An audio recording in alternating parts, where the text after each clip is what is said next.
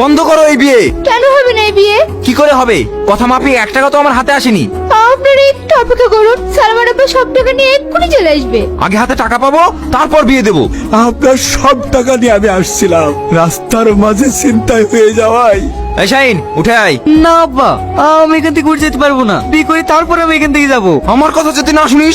এমনটা আপনি করবেন না, আমি কথা দিচ্ছি 1 মাসের মধ্যে আপনার সমস্ত টাকা আমি পরিশোধ করে দেব। ম্যানেজার, ওদের বিয়ে দিয়ে নিয়ে এসো, আমি চলে গেলাম। সালমার বিয়ে হওয়া 1 মাস হয়ে গেল, সামনে তো কুরবানি, ওদেরকে নিমন্ত্রণ করে আসো।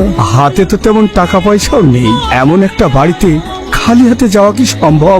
অলি তুমি চিন্তা করো না, আমার কাছে 1000 টাকা আছে।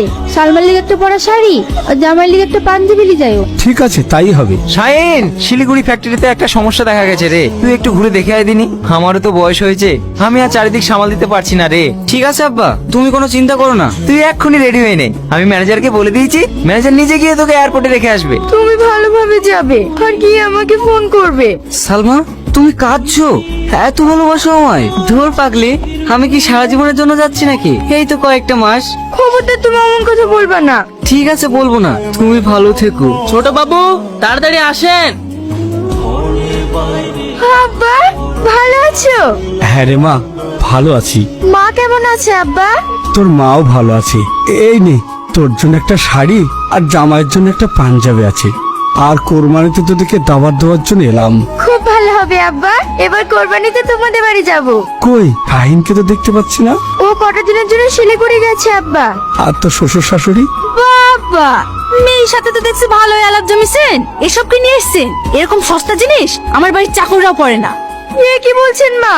আমার আব্বু এগুলো কত আশা করে এনেছে, আর আপনি সেগুলো ফেলে দিলেন। হ্যাঁ দিলাম, তার কারণ তোমার আব্বা আমাদের পাওনা টাকা এখনো দেয়নি। যতদিন পর্যন্ত তোমার আব্বা আমাদের পাওনা টাকা না দিচ্ছে, ততদিন পর্যন্ত তোমার আব্বা যেন আমাদের বাড়ির চৌকাট না পার হয়। যান, বেরিয়ে যান আমার বাড়ি থেকে।